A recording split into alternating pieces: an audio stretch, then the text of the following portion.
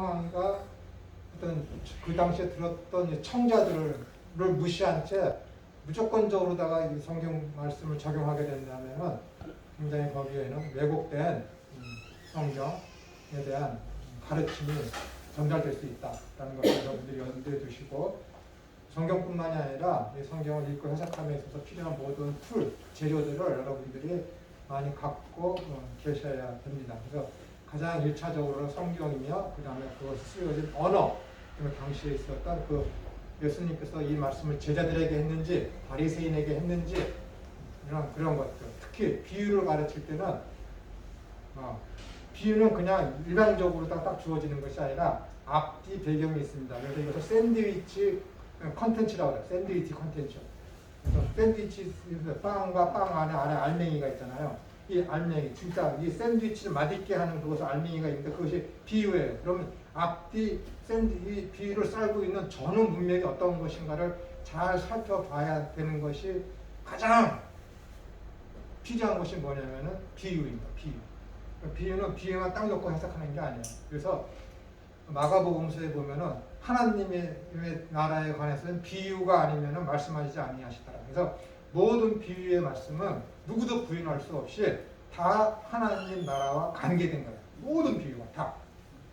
모든 비유가 다. 그렇기 때문에 하나님 나라 쪽이고, 그 다음에 이 하나님 나라를 가져오신 분이 그리스도이시기 때문에 기독론적으로 모든 비유는 해석이 되어져야 된다라는 것입니다. 그래서 달란트 비유니 여러분들이 자비로우신 아버지, 탕자의 비유니 다 그 중심에는 탕자나 어떤 달란트나 그 종들이 핵심이 아니라 예수 그리스도가 핵심입니다. 그래서 모든 사건에 있어서도 그 사건을 당하는 사람이 구원을 받지만은, 구원을 받는 게 중요하지만은 그 구원을 주시는 그리스도 하나님이 중요하신 것이기 때문에 그리스도가 핵심이 되며 중심이 되고 거기에 어떤 주인공이 되어야 된다는 거예요. 그래서 제가 저번 주에도 사마리아 여인에 대해서 여러분들에게 말씀드렸듯이, 많은 사람들이 거기에서 사마리아 여인에 대해서 많이 이야기하고 있지만은 거기에서는 예수님께서 반드시 사마리아로 가셔야 한다라는 어떤 필수 불가결한 그런 의지를 가지고 거기를 가신 것이거든요. 그래서 바삐 가셨기 때문에 너무 지쳐서 털썩 주저앉으시는 그 예수님, 그러면서 그 여인을 복음을 증거하는 그런 것들을 통해서 우리가 벌써 알아야 되는 것은 여인이 주인공이 아니라 예수님이 주인공이다라는 것들을 여러분들이 아셔야 돼요. 이것은 구약적인 배경이나 당시의 사마리아의 그런 배경, 그 본문에서 이야기하는 여인이 이야기하고 있는 것, 야곱을 가지고 우리의 조상이라고 이야기하고 있고, 예수 그리스도가 오시면 그렇게 될 줄 안다라는 그런 것들을 통해서 이 여인은 혈연적으로는 이스라엘의 혈통을 가지고 있으며, 신앙적으로는 메시아 대망론이 있었고, 사마리아 오경이라는 모세 오경을 그 여인은 믿고 있었다라는 얘기예요. 그 모세 오경대로 살았다라는 얘기예요. 그래서 그 여인은 방탕하거나 어떤 음란하거나 그런 여인이 절대 아니다라는 것이 본문을 잘 살펴보면 우리가 알 수 있습니다. 알 수 있어요. 그래서 어떤 한 사람이 유명인이, 저번주도 얘기했지만 유명인이 이야기한 것이 정답은 아닙니다. 정답이 아니에요. 정답은 어디에 있냐면은 성경 본문과 컨텐츠에 있습니다.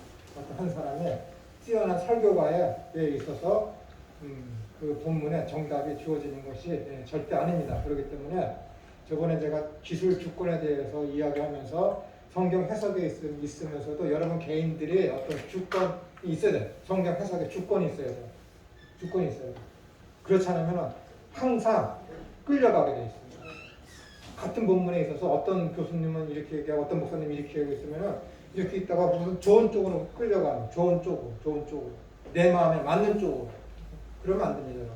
여러분들이 어떤 기술 주권이 있으면 흔들리지 않고 앞서가듯이 여러분들이 성경 읽고 해석하는 데 있어서 여러분들의 어떤 노하우가 반드시 있어야 돼요.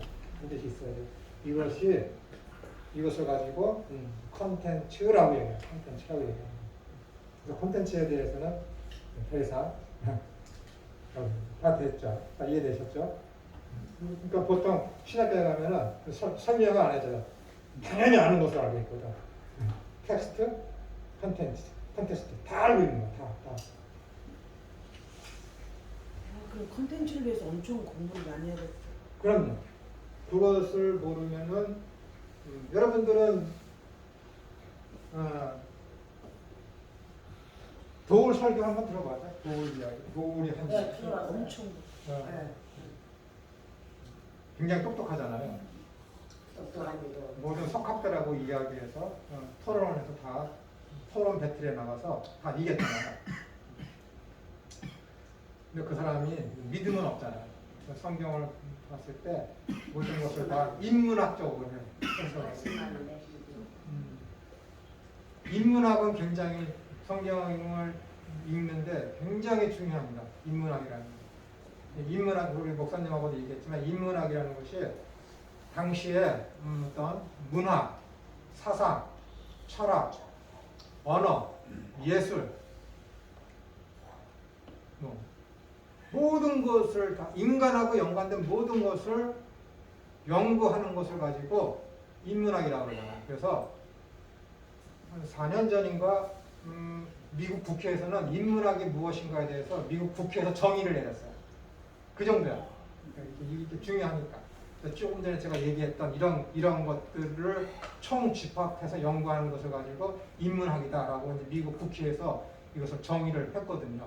그러니까 그게 너무도 광범위한 거. 이것과 떼어져서 되어지는 것은 하나도 없습니다. 근데 이런 인문학을 가지고 교회에 들어오게 된 것이죠. 이렇게 들어오게 된 것이 얼마 되지 않습니다. 한 4, 5년 이 인문학이 교회에서 설교가들이 가지고 들어와서 하는 것이 얼마 안 돼요. 그러니까 인문학이 교회의 설교가들에게 학자들에 의해서 들어오고 적용이 되니까는 거기에 맞춰서 발달되는 것이 무엇이냐면은 신약, 구약과 신약 중간에 있는 중간사. 400년 동안에 도대체 무슨 일이 일어났을까 하는 그런 중간사가 발달하게 되고 그 연구하다 보니까는 이 중간사 시대에 에센파가 생겼고 바리새파가 생겼고 사두개파가 발달하게 되었구나. 그럼 이 사두개파가 어떻게 생겨난 것이지? 이 바리새파는 왜 생겨난 것이지? 그리고 열심당원은 무엇이지? 하다 보니까는 신약 성경에서 등장하는 강도라는 표현은 열심당원이다. 다 열심. 예수님이 십자가 달릴 때 옆에 죽었던 그 강도라는 것들은 독립투사예요. 독립투사를 얘기하는 거예요. 그래서 당시에 로마가 전 유럽을 지배하고 이 팔레스타인도 지배하고 있었기 때문에 특히 로마에 대해서 저항하는 그 민족에 대해서는 모든 규율과 그런 것들을 검열했어요. 우리나라 옛날에 신문 기사 쓰면은 박통시대 때나 전통시대 때 다 검열했잖아요. 그런 것들은 마찬가지로 예수님 당시부터 그때 그러니까 마카비 전쟁이 아니라 기원전 168년에 마카비 전쟁을 통해서 유대가 독립하고 68년에 로마가 유대를 점령하면서 거기에 로마가 들어오게 되면서 이 유대인들이 로마에 대해서 굉장히 저항을 내가 이야기를 해야지. 인물학 굉장히 중요한 거야. 그렇게 하는 거야. 그렇기 때문에 로마인들이 유대인들이 하는 글 쓰는 모든 것에 대해 검열을 시작했어요. 검열. 그런데 유대에서 하는 그 독립투사들을 가지고 그 사람들 가지고 독립투사라고 쓰면 되겠습니까? 안 되잖아요. 그러니까 그들을 여들 글 쓸 때 이 독립투사들에 대해서 독립군이라고 얘기하면 절대 안 돼. 강도야. 그러니까 로마의 입장에서. 그래서 모든 성경에 다 그런 열심당원들이 하는 사람들을 가지고 강도라고 쓰는 거야. 강도. 유대인의 입장에서는 신약 성경에 그들은 읽지 않지만 성경에 등장하는 그 로마 압제 이후에 쓰여진 모든 그런 역사서에서 유대인들을 향해서 강도라고 쓴 것은 독립투사로 보면 되는 거야. 그래서 거기에 그 사람들 가지고 강도다라고 얘기해요. 강도라고. 뭐 나 먼저 온 자는 도적이며 강도를 할 때 그 강도는 진짜 강도가 맞지만은 예수님의 제자였던 그 젤료신 시몬 그것도 강도야. 예수님 옆에 갈렸던 죽었던 그 강도도 열심당원이면서 독립투사라는 얘기예요. 두 명 다요? 네, 그렇다는 얘기예요. 강도라고 한 것은. 강도라고. 강도한다. 몰랐을 때 네. 감독에서 전도사님, 우리 감도사님 항상 그러잖아요. 네. 감독인 줄 알았어 진짜. 네. 이러는 거예요. 그러니까 당시 이런 어떤 중간사를 모르면은 그냥 예수님 옆에 있던 그 사람들이 그냥 남들을 때려서 뭐 해갖고 돈 뺏고 그런 강도인 줄 알지만은 그런 강도가 아니거든요. 유대인들에게는 아주 좋은 독립투사를 로마인들이 그런 어떤 모든 글에 대해서 이렇게 검열을 했기 때문에 강도라고 그런다. 그런 차원에서 로마에 보내는 마가복음서를 거기다 대고 예수 그리스도의 복음의 시작이다라고 유앙겔리온이라는 단어를 쓰는 자체는 뭐라 그랬어요? 목숨 걸고 쓴 거지. 목숨 걸고. 얼마나 대단합니까? 신앙이 거기에 아주 잘 박혀 있죠. 그러니까 길게 쓸 수가 없지. 길게 쓸 수가 없어요. 그러니까 그 사자복음이라고 뭘 했고 예수님께서 그래서 마가복음서에 보시면은 뭘 했고 다 예수님께서 했고 다 그 동사가 제일 많은 곳이 마가복음이잖아요. 그러는 거예요. 또 공간복음 하시기 때문에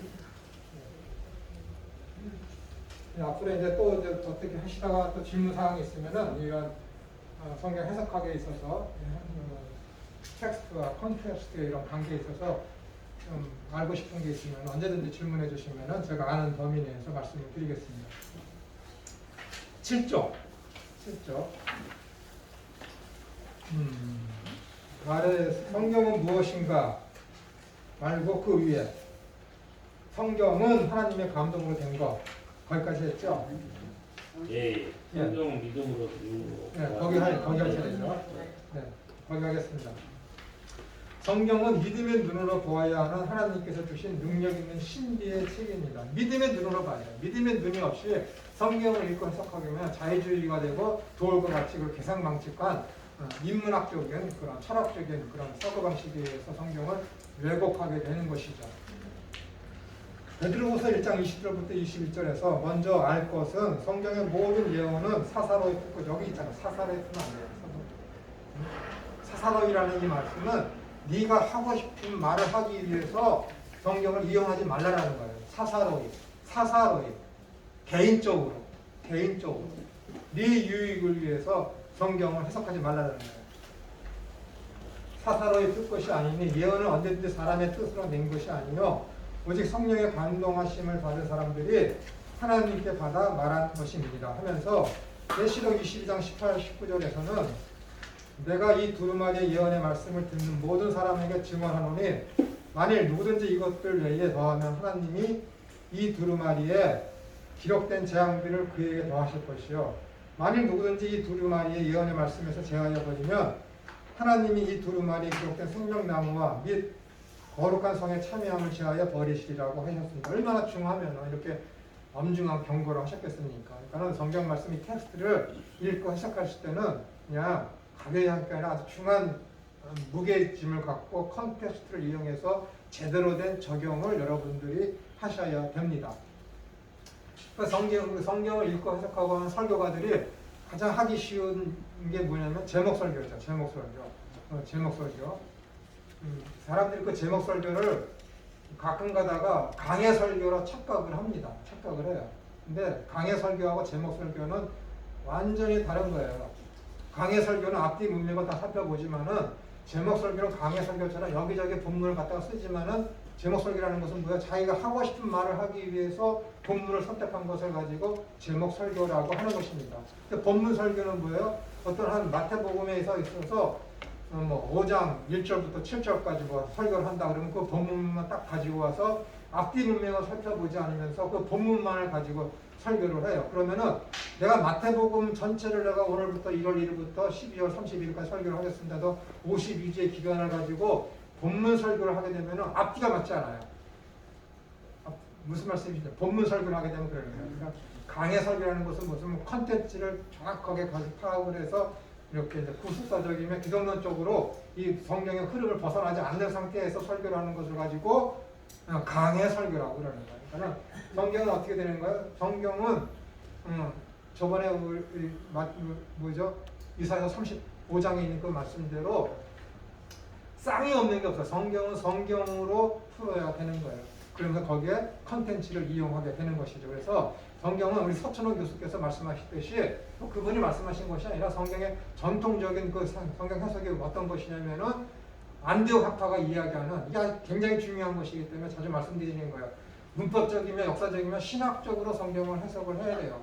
영적이며 도덕적이며 신학적으로 성경을 해석하게 되면은 자기가 하고 싶은 말씀, 본문 설교, 제목 설교에 빠질 수가 있거든요. 그러나 이 안디옥 학파가 하는 대로 문법적이면 역사적이면 신학적으로다가 성경을 읽고 해석하고 노력하고 하게 될 때는 당연히 이것은 강의 설교가 될 수밖에 없습니다. 왜냐하면 성경의 흐름을 쫓아서 성경을 읽고 해석할 수밖에 없기 때문에 그 안디옥 학파가 주장하는 그 성경 해석 방법이 그렇습니다. 그러면 교수님 계속 설교 준비할 때 이 강해 설교를 위한 준비를 계속 해야 되겠죠. 그렇죠. 만약에 마태복음이면 마태복음의 흐름에서 벗어나지 않게 해야죠. 그래야 돼요. 그래서 어떤 설교가는 마태복음에서 설교하게 되면 다른 성경 구절은 전혀 참고하지 말라라는 그런 극단적인 그런 문법적 해석을 하는 설교가도 있습니다. 제가 이름은 잊어버렸지만 굉장히 설교가 또 유명한 미국 설교가예요. 근데 짝이 있으니까 다른 본문을 이용할 수 있잖아요. 그렇게 해야죠. 그렇게만 하라고요? 네.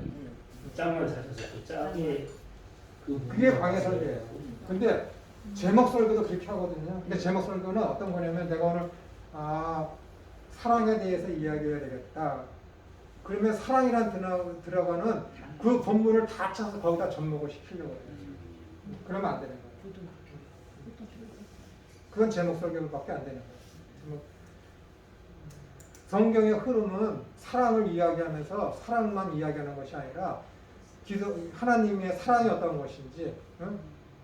그럼 그런 쪽으로다가 그 기독론 쪽이나 구원론 쪽으로다가 해야지 그런 식으로 하면 윤리적인 설교밖에 안 되는 거예요. 그러면 교수님께서 보실 때요, 지금 개인적으로 네. 지금 외한국교회 목사님들 중에 이 강해 설교를 교수님의 그으로 지금 조직적으로 봤을 때 네. 지금 제일 그걸 여기서 벗어나지 않고 그 텍스트를 그대로 전하시는 그 대표적인 분이 저기에요. 세문학교회 목사님. 세문안. 세문학교회. 저 예전에 김문호 어디더라? 대구인가 어디에서 목회하시다가 올라오신 경상도 사투리 많이 쓰시는 분이 네, 그분인데 그분이 조직신학 하셨던 분이죠. 아, 맞아. 조직신학 하셨던 분이네. 조직신학자들이 달아나 보다. 그분 조직신학 하셨던 분인데 그분이 아주 성경을 한 이상 명쾌하게. 네? 이상한 목사님. 제가 성함은 몰라요. 그분이 잘하세요. 또 바뀌었나? 한번 들어보세요. 그분이 양력을 한번 살펴보세요. 조직신학자였는지. 하여튼 거기 계시던 분이 그만두시고 그 다음에 오신 분이 있는데 모르겠어요. 오래돼가고 몇몇 분이 계시죠. 그리고 여기 어디죠? 가끔가다 삐딱선을 뭐 그런 큰 교회 목사님을 비난하는 거 하지만 가끔 삐딱선을 타지만은 사랑의 교회 목사님도 그분도 교회 압력이기 때문에 힘드시겠지. 고난에 대한 설교를 하고 싶어도 못한다니까. 하지 말라니까. 대놓고 그런 설교를 하지 말라니까. 이게 무슨 성도야. 큰 교회 있으면 그런 게 문제야. 그러므로 신학은 성령을 받아 그리스도를 영접하여 믿음으로 구원받은 신자가 신중하고도 엄중하게 임하여야 하는 가장 고상한 학문임을 알고 임하여야 하는 최상의 학문입니다. 그렇죠? 최상의 학문. 여러분이 그것을 하고 계시는 것이기 때문에 소홀하게 하시면 안 돼요. 그래서 여러분들이 지금 인문학적 그런 설교를 가지고 인문학 그런 배경을 가지고 와서 설교를 하는 것은 좀 바람직해요. 근데 그것이 성경 위에서 되면 안 되고 성경을 해석하는데 이용되어져야 되는 하나의 재료, 툴로서 이용되어져야 되지 돌과 같이 믿음이 없이 저번에 얘기했듯이 메소포타미아에 이미 3000년 전에 뱀이 하와를 유혹하는 그런 조각이 되어 있다고 그랬지 않았습니까? 그런 것처럼 믿음이 없는 사람은 뭐예요? 봐라, 기독교가 창세기가 메소포타미아의 그런 어떤 종교를 따다가 만든 게 기독교 아니냐라고 이야기하는 것이죠. 그리고 이집트의 사자의 설을 예수 그리스도의 어떤 부활신앙과 접목시켜서 만든 게 기독교 아니냐. 믿음이 없는 사람들은 그렇게 보죠. 그래 믿음이 있는 사람들은 어떻게 되는 거예요? 그런 것이 있을 때 야 하나님이 창세 때에 했을 때 그런 일들이 구전으로 정해져서 이 사람들이 그것을 알고서 거기다가 그림을 그렸구나 라고 우리가 그렇게 이해가 되는 것이죠. 이건 믿음의 차이예요. 믿음의 있고 없고를 통해서 이렇게 또 인문학적으로 전해져 내려오는 어떤 고고학 그런 것들을 판단 내리는데 완전히 극명하게 극과 극으로 다른 결정을 하게 되는 것입니다. 그러니까 성경을 믿음의 눈으로 보느냐 안 보느냐가 가장 1차적으로 기본적으로 중요한 사항입니다. 그러면 성경은 무엇인가? 조직신학 서론에서 계시에 관한 질문이 가장 중요합니다. 다시 말씀드려서 조직신학 서론은 성경은 무엇인가라는 질문에 대한 답을 성경에서 찾아 답하는 것입니다. 다시요. 조직신학 서론은 성경은 무엇인가라는 질문에 대한 답을 어디에서 찾는다고요? 성경에서 찾는 거예요. 성경에서 찾아 답하는 것입니다. 이 연구 작업이 잘못되면은 조직신학의 모든 분과는 길을 잃게 됩니다. 신학은 하나님을 알아가는 학문입니다. 신학의 출처는 성경입니다. 그러므로 신학을 하기 위해서는 신학의 근원이 되는 성경이 무엇인가를 정확히 알아야만 합니다. 그렇다면 성경이 어떻게 해서 신학의 근원이 됩니까? 모든 피조물들은 신이신 하나님을 인식할 수 있는 본성이 있습니다. 로마서 1장 19절에 있죠. 하나님을 알 만한 지식이 저들에게 있다라고. 그러므로 이 본성만으로는 그러나 이 본성만으로는 하나님을 하나님으로 깨달을 수 있는 능력이 없고 철학을 추구하여 진리를 참고하며 하나님에 대하여 명상을 하거나 수학적이고 과학적인 연구와 천문학적인 탐구를 할지라도 하나님을 온전히 깨달을 수 없습니다. 이거는 의식 있는 종교성이 풍부한 사람들은 어떻게 되는 거예요? 이 천하만상, 우원오지를 보면서 이것은 진화론으로다고는 되어질 수 없어. 분명히 어떤 절대 능력자가 있을 거야. 라고까지는 지식이 추구할 수 있죠. 그러나 그것이 여호와 하나님이라는 사실은 깨닫지 못한다라는 거예요. 왜냐하면 믿음은 들음에서 나며 들음은 하나님의 말씀으로 말미암기 때문에 아무리 지식이 높고 천문학자로서 이것은 분명히 어떤 절대자가 만든 거야 라고까지는 지식이 도달할 수 있지만은 이 천지를 창조하신 분이 여호와 하나님이라는 그 사실에까지는 이르지 못한다라는 거예요.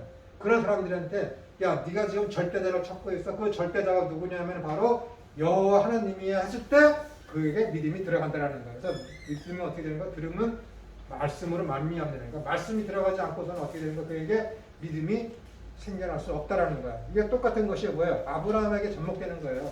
메소포타미아에 이미 거기에 뭐예요?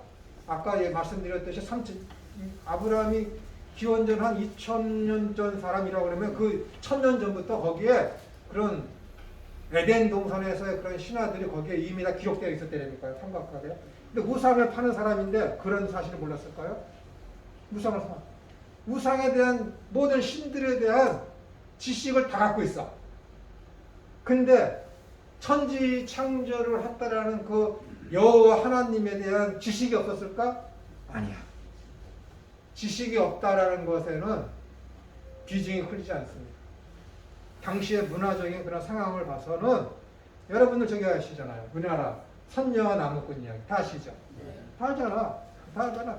이런 것처럼 메소포타미아에 살았다면은 여호와 하나님이 천지를 창조하셨고 그 다음에 이렇게 인류가 이렇게 타락했다라는 그런 어떤 구전으로 내려오는 그런 여호와 하나님에 대한 아브라함한테는 그 당시에는 그것도 모든 우상과 똑같이 하나의 신의 존재에 불과했겠지. 그러한 가운데 하나님이 야 내가 그 하나님이다 라고 한 것처럼 모세가 당신은 누구입니까? 했을 때 이흐야후 에셀의 이흐야후. 여러분들이 알고 있는 대로 나는 처음부터 있는 자니라 라는 그 말이 뭐라 그랬습니까? 내가 바로 그 하나님이다 라는 그 말씀을 아마도 아브라함에게 하실 수 있죠.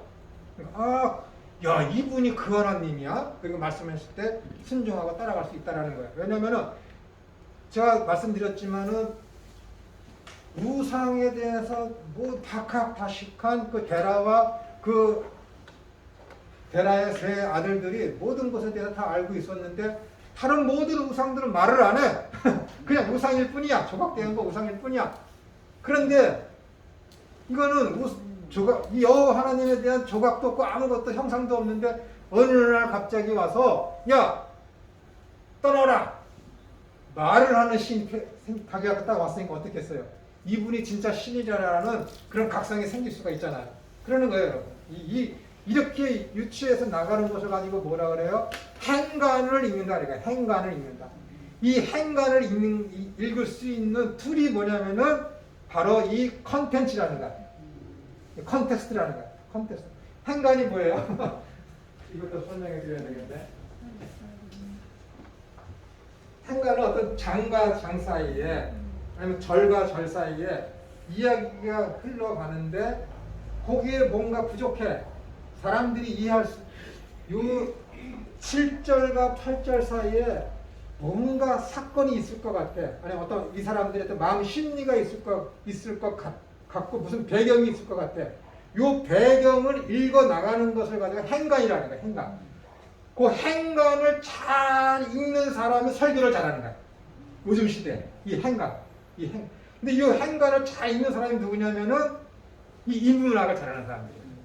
그 인문학을 잘하는 사람이 뭐냐면은 이 컨텐츠를 많이 하는 사람들이야. 이 컨텍스트를 많이 하는 사람들이야. 그러니까는 책을 많이 읽어야 돼. 책. 요즘에 나오는 수필도 많이 읽어야 되고 예전에 있었던 고고학도 많이 읽어야 되고 그 책 제목은 모르지만은 구교의 고고학자가 있어요. 그 사람이 쓴 책은 무조건 2000페이지가 넘어. 이렇게 듣고 유대인의 종교, 유대인의 역사, 유대인의 풍수 그런 쓴 책들이 이렇게 두꺼운 책이 한 4권 있습니다. 최소한 설교자는 그걸 갖고 있어야지. 그걸 갖고 있고 읽어야지. 그래서 유대인의 사상과 풍속과 언어가 어떤 것인지를 알고 유대인들의 종교는 무엇이며 그 종교에서 생겨난 분파들, 사두개파, 에세네파, 바리새파, 젤로땅, 헤롯땅 그런 것들에 대해서 어떻게 생겨났는지를 알아야죠. 그래야지 예수님 왜 바리새파와 왜 사두개파가 원수지간이 되었는지, 그 원수지간이었던 이놈들이 어떻게 해서 예수님을 죽일 때는 한 마음이 돼서 예수님을 십자가에 달려 죽이자고 이렇게 한 통속이 되었는지를 알지. 이것을 알기 위해서 어떻게 돼야 돼? 중간사를 알아야지. 그렇게 되는 거예요, 여러분. 어쩔 수 없어요. 어쩔 수 없어요. 요거를 잘 알아야 어떻게 되는 거예요? 성경의 행간을 잘 읽어서 청자가 졸만할 때 행간을 얘기하는 거야. 행간을. 예전에 그랬잖아요. 이동원 목사님 설교하는 어느 교회 가서 설교를 하는데 졸았대. 그래서 나 같은 명설교자가 와서 설교하는데 왜 그 권사님이 돼서 졸게 만드십니까? 그랬더니 그 권사님이 그랬더니 지가 졸게 해놓고서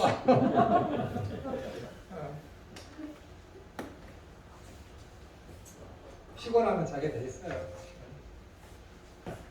아무리 명설교를 해도 저건 내가 들을 설교가 아닌데 그럼 다 자게 되어 있고. 그래서 다시 말씀드리지만은 성경은 성경으로 해석해야 되고 믿음의 눈으로 봐야 되며 믿음은 여러분들 저번주에 말씀드렸지. 여러분 다 믿음이 있어요. 하나님에 대한 믿음이 있어요. 믿음은 믿음의 일을 한다는 거 믿음 구원받는 믿음은 다 있어.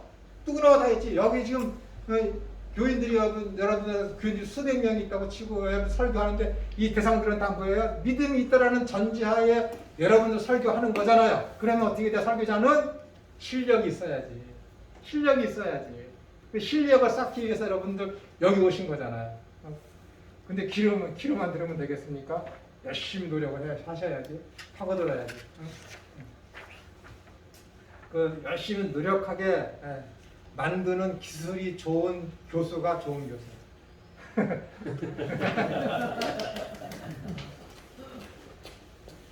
숙제를 내줘야 되는 거예요. 숙제. 이제 여러분 발전이 있죠.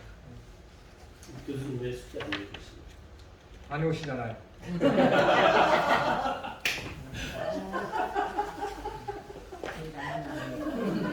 여러분들은 그런 얘기할 자격이 없어요. 교수님 좋은 교수님이신데 제가 좋은 학생이 되죠. 아니. 그런 의미가 아니라 여러분 바쁘잖아요. 자, 그 다음 아무리 지식이 뛰어나도 말씀을 듣지 않고서는 이 세상 천하만상을 보면서 이 천하만상 천지를 창조하신 분이 하나님이라는 것을 알 수 있는 능력은 사람에게 없습니다. 왜? 그의 모든 것이 전적으로 하나님에 도달할 수 있는 능력들이 다 무능해졌기 때문에, 타락되었기 때문에, 죄로 오염되었기 때문에 하나님으로 알 수 있는 능력이 없어진 것이죠. 그리하여 하나님께서는 인간을 구원하시기 위하여 자신과 자신의 뜻을 알리시기 위하여 성경을 우리에게 주셨습니다. 뭐라고요? 자신과 자신의 뜻을 알리시기 위해서 성경을 우리에게 주신 거예요. 우리는 하나님께서 자신을 피조물에게 성경을 통하여 알려주신 것만큼만 알 수 있습니다. 다시요. 우리는 하나님께서 자신을 피조물에게 성경을 통하여 알려주신 것만큼만 알 수 있어요. 그러나 구원에 이르는 지식에 있어서는 완전히 충족하고 충만합니다. 부족함이 없어요. 그러므로 성경에는 하나님이 어떤 분이시고 어떤 계획을 가지고 어떻게 사역을 하셨는지를 알 수 있는 출처입니다. 이러한 이유로 성경은 신학의 근원이며 출발점이 되는 것입니다. 신학은 성경에서 출발하고 성경으로 결말되어지기 때문에 성경은 신학의 전부입니다. 그러므로 신학을 하기 위해서 성경이 무엇인가를 아는 것이 우선 되어져야만 하는 것입니다. 요즘은 포스트 모더니즘, 극현대화라고 그러죠. 영향으로 종교다화나 절대 자기중심, 그러니까 자기 사랑이죠.